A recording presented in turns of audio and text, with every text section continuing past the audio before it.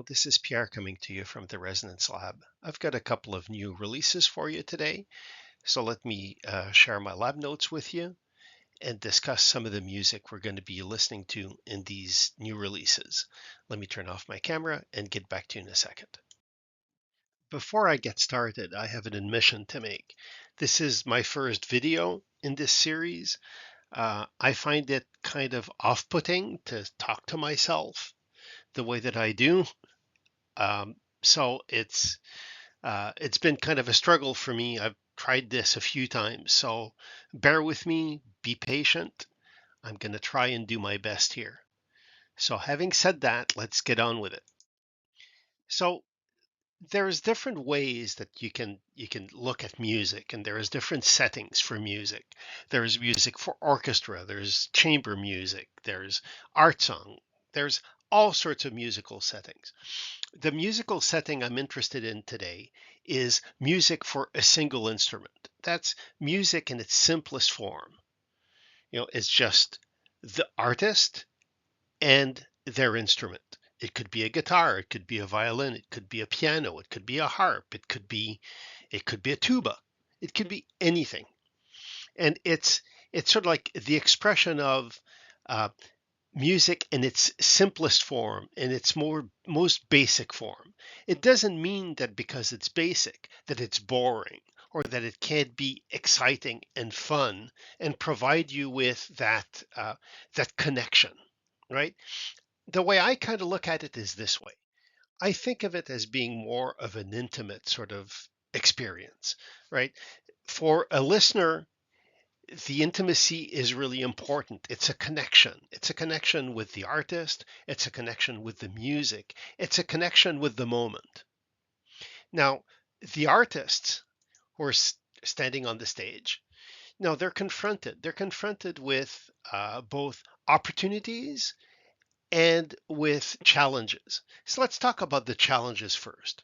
The biggest challenge for an artist in this kind of setting is the fact that they're fully exposed. There's no friends for them to share the stage with. They're always in the moment. They're always there, and they're being scrutinized constantly, right? So add that to just the anxiety of performing. It must be difficult for artists to do that, especially if they got stage fright or something like that.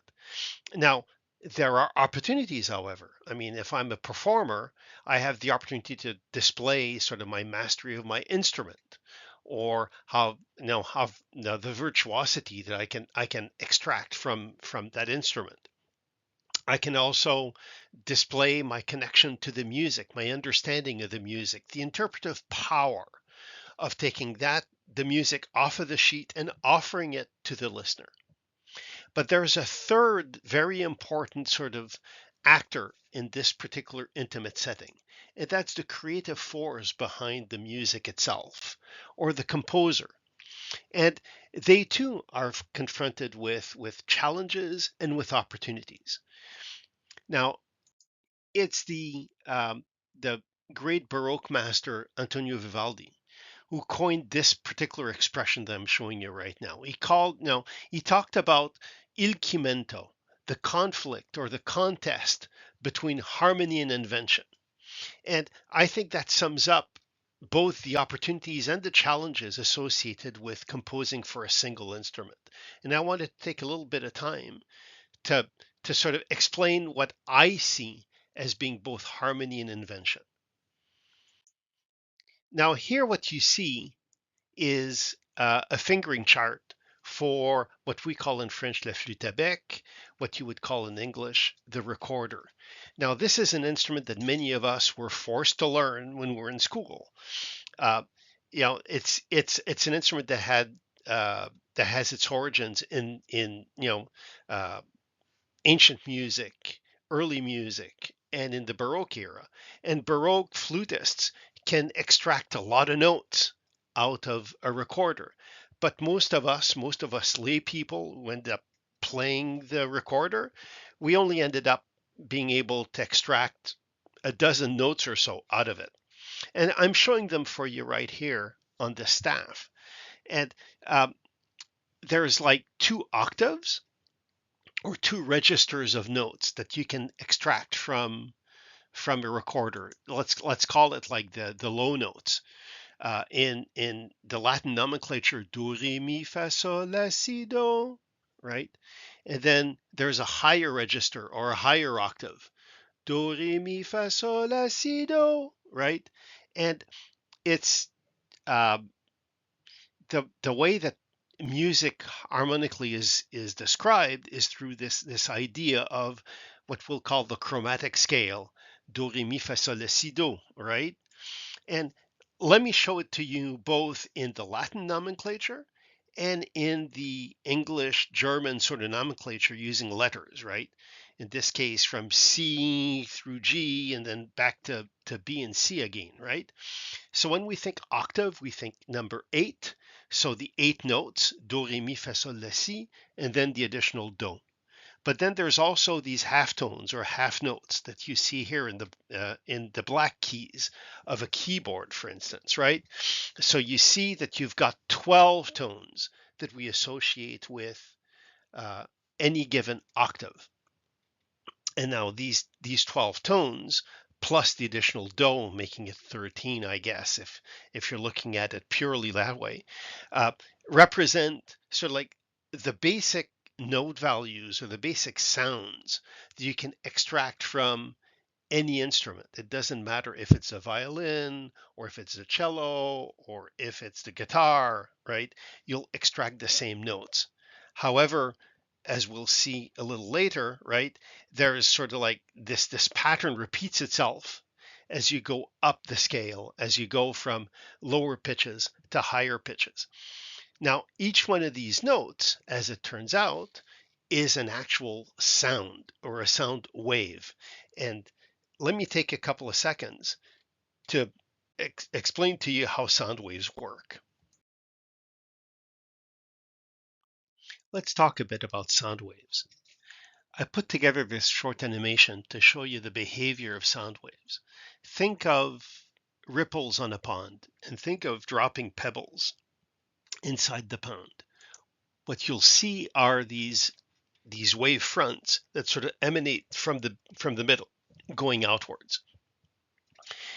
These, as I increase the frequency at which I drop pebbles, you'll see that the wave fronts will get shorter in distance, and I'll explain for a minute why that is. So here's a diagram that shows you successive wave fronts. What we call a wavelength is the distance between any two successive wave fronts. As I increase the frequency of dropping my pebbles, what you'll discover is that the wavelength actually gets shorter. And the reason why that is because when it comes to sound, the speed of sound is a constant. So it doesn't matter at what frequency I'm moving things. I'm always moving things at the same speed of 343 meters per second. So that suggests that there's a relationship between frequency and wavelength. And that relationship is just the product of the two. So to keep the speed of sound constant, if I increase the frequency, I have to decrease the wavelength by proportional amount. So that's the reason why you can see how frequency and wavelength relate to each other. There's other terms of art that are important to remember when we talk about waves. One of them is amplitude. Amplitude is the size of the wave or how loud the sound would be.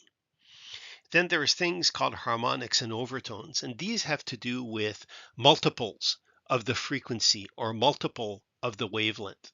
Sometimes when we talk about overtones, we also talk about subharmonics because, like I said earlier, as I increase my frequency, I actually decrease by a proportional amount the wavelength. So it's probably more appropriate to talk about wavelengths getting shorter as opposed to getting longer. And then finally, there's this thing called intermodulation. So when I have different frequencies that are playing at the same time, the waves will mix together. They'll add up and they'll create all sorts of frequency mixes. And that in music is the equivalent of doing a chord. Now this diagram here tries to relate frequencies to notes. And to do that, I chose to use a keyboard as opposed to using the finger chart uh, for my recorder. You can see here the different nodes going from A to G in successive order.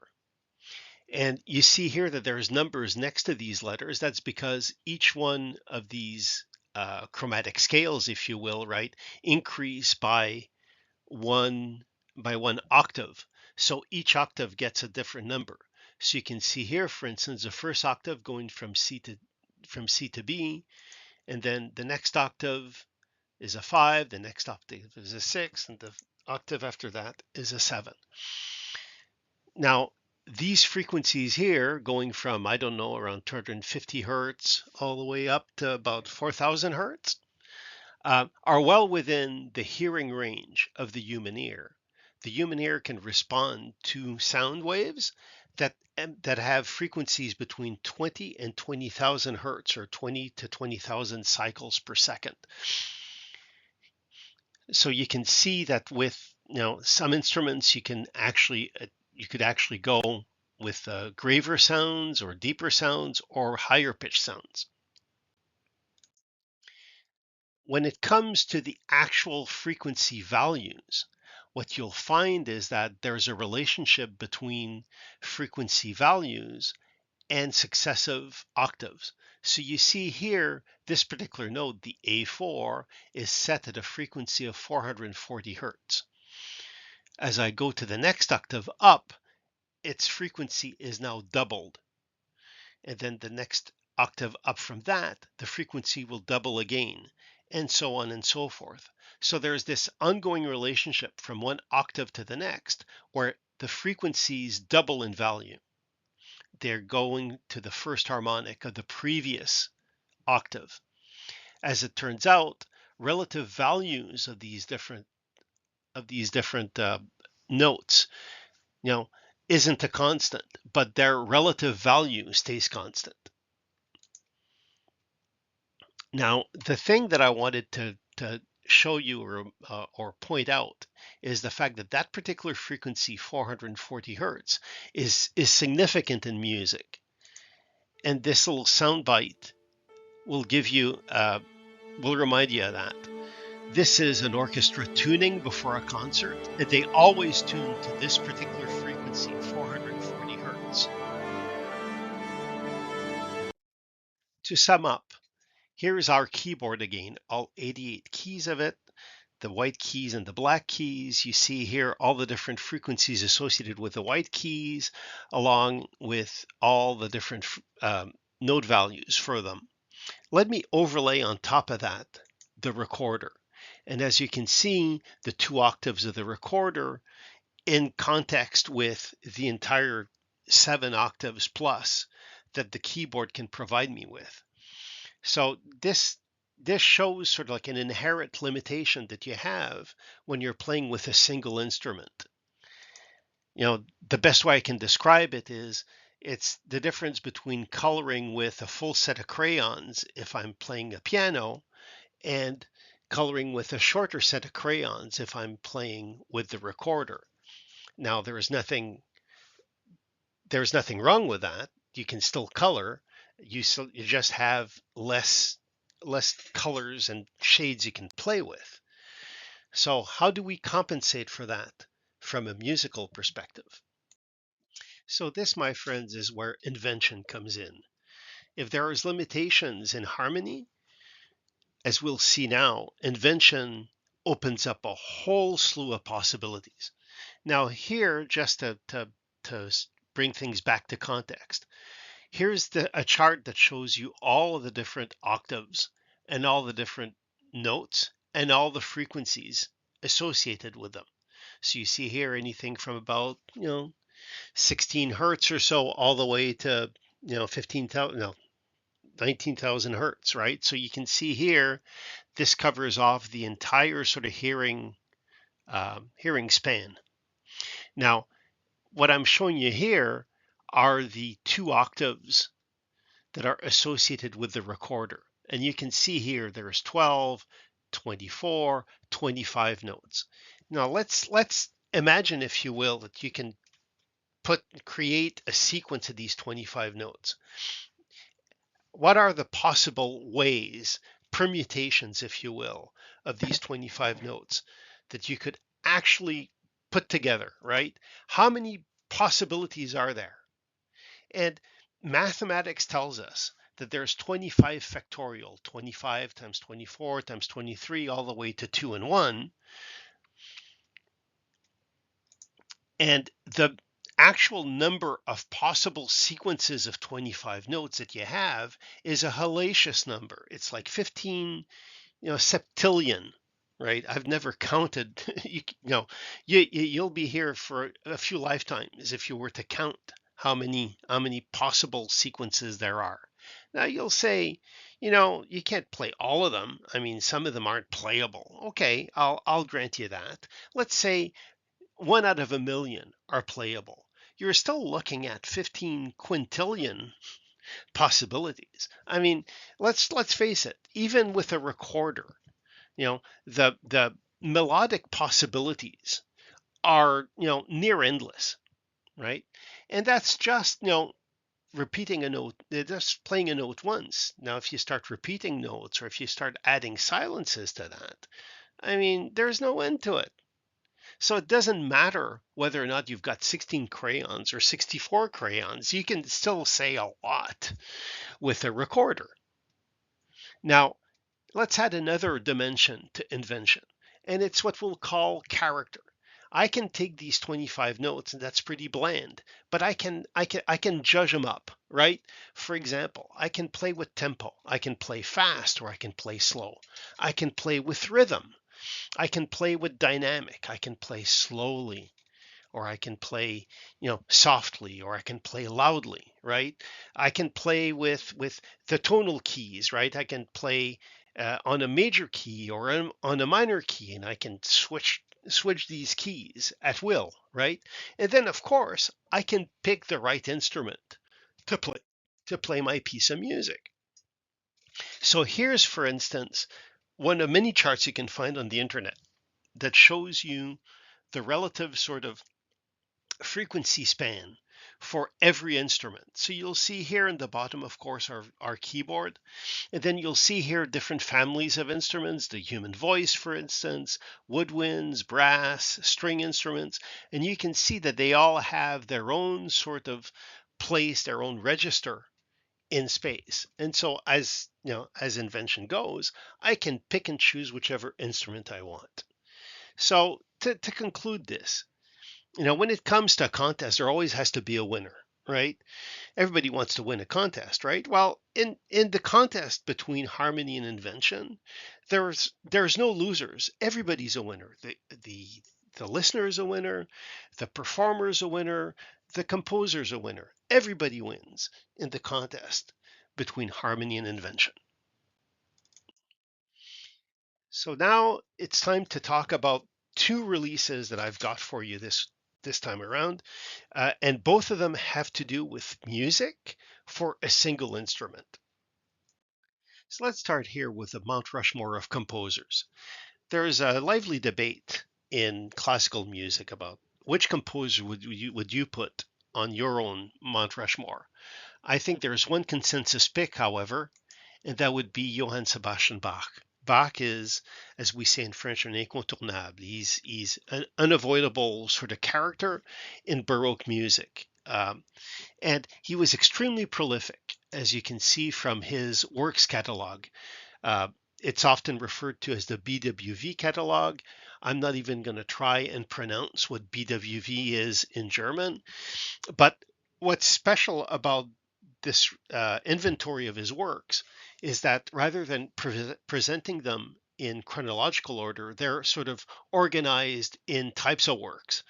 And because we were focused on works for a single instrument, let's focus on these sort of sections of his catalog.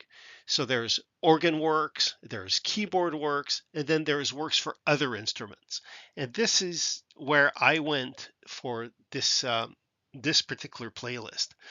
You're going to see some selections from each one of these sort of sections here, works for the lute, played on the modern guitar, works for solo violin, works for solo cello, and works for solo flute.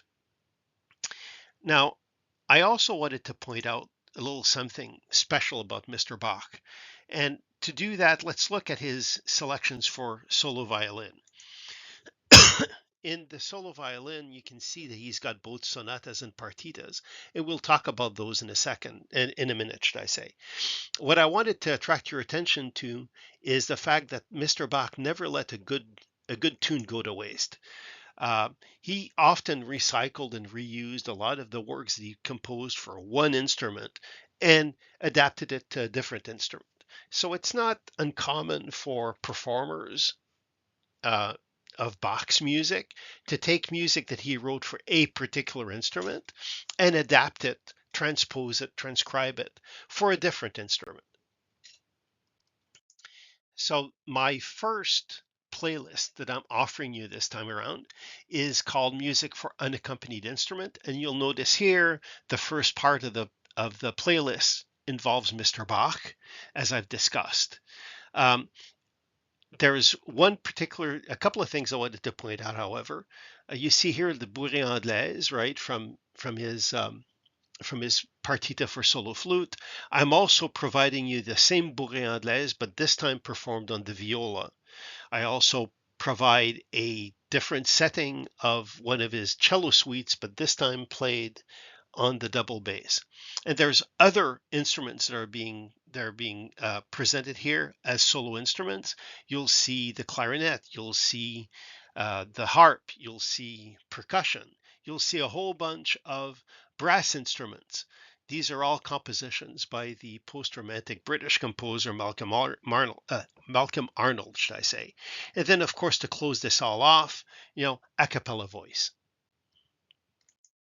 So now let's go back to Mr. Bach and his partitas and sonatas. There's something particular. There's a reason why these works are named differently. Let's take the sonatas to start with. So as you can see here, his sonatas for solo violin typically have 4 movements, and they're identified by character indications, right? Grave, right? Allegro, right? So these are all sort of character indications or tempo indications, something to do about the mood of the piece. Whereas his partitas, and it's also true of his suites, whether it's for solo cello or for the lute, or his suites for keyboard, or even his orchestral suites, right? And he's also got partitas for keyboard as well. What you see here is a lot more movements, and these movements have very distinct names, right? And they relate to dances, or should I say, in this particular case, Baroque dances or dances of the French nobility. And these dances I'm showing you here as an exhaustive list. They're not only used by Mr. Bach, they're used by other Baroque composers as well, right? Now, let's face it, these dances are now out of style. I don't think anybody dances the courante or the minuet anymore, no more than we dance the Watusi or the twist or the Charleston. No, they were a sign of the times. But there is one dance in particular that sort of survived. And that dance is the Allemande, or the German dance. And the German dance survived from the Baroque into the classical and into the early Romantic. Composers like Mozart and Beethoven, and one particular composer, Carl Maria von Weber, wrote a number of these Allemandes. And Weber sort of made the Allemande more of a 3-meter dance, right? 1, 2, 3, 1, 2, 3, 1, 2, 3, right? And so it's a precursor of other dances that were common in the German German folklore, right? The Landler is one, and of course the waltz. Yes, Mr. Johann Strauss's waltzes are sort of, descendants, direct descendants of the music of Johann Sebastian Bach. So what we've got here as uh, our second playlist is one that features the piano as the singular instrument, and I chose to make a complete playlist solely of waltzes for piano. And you'll see here a few interesting selections. For example, from Chopin, I chose his Opus 64. That's three waltzes. One of them is the Minute Waltz. The other one is his C-sharp minor waltz, which I think many of you will recognize, right?